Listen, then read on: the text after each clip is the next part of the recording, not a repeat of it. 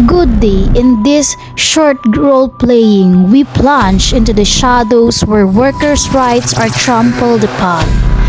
Each scene reveals the chilling reality of unfair labor practices, exposing the silent battles fought by those who dare to speak out. Stay with us as we unveil the hidden truths that persist in our workplaces, where every moment counts and justice hangs in the balance.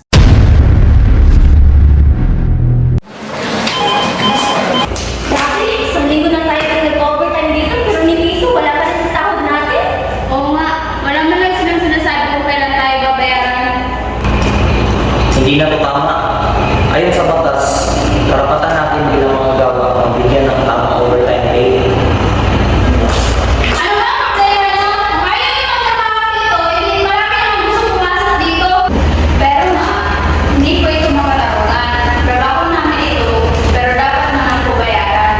Wala akong oras sa mga reklamo nyo. Trabaho lang. Kaya nyo ang trabaho, hindi maganap kayo ng ibang kumpanya mapapasukan.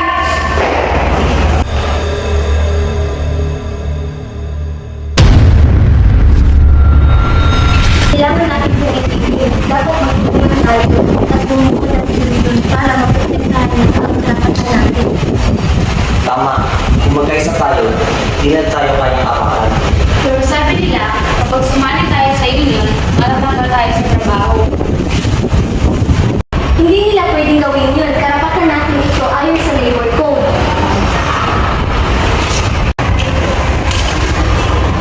Yun?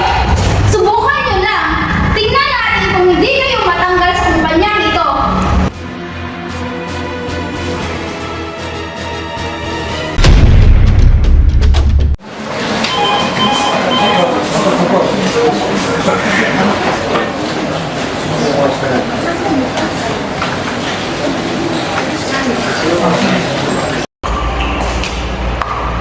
Morning, sir.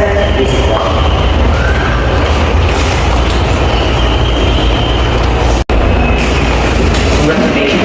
Thank you, sir.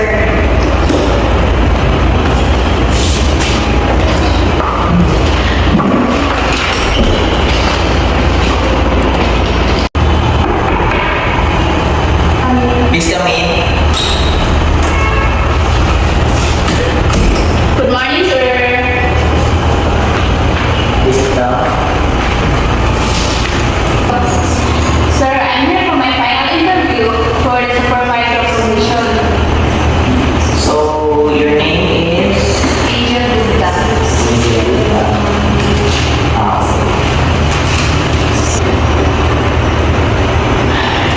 So, Angel, pasensya ka na, pero mas gusto natin sa posisyon na ito ang lalaki. Hindi kasi ito bagay para sa iyo na interviewin sa kumpanya. Pero sir, qualified naman po ako. May experience po ako sa mga ganitong trabaho. Pasensya na, pero hindi ka talaga fit para sa posisyon na ito. Next! Pasensya ka na talaga. Thank you, sir. Ang ganitong klaseng diskriminasyon ay malinaw na paglabag sa batas. Walang sino man ang dapat husgahan dahil lang sa kanilang kasarian.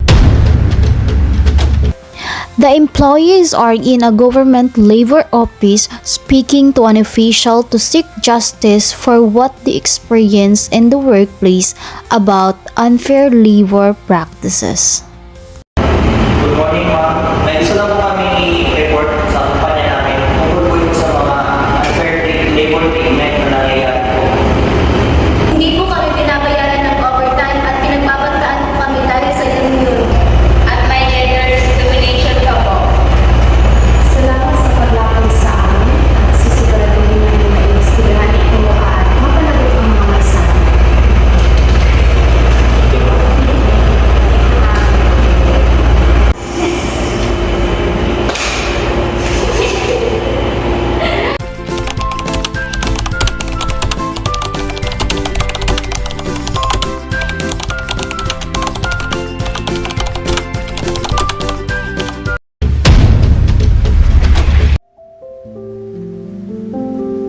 The employees are back at work, smiling and looking empowered.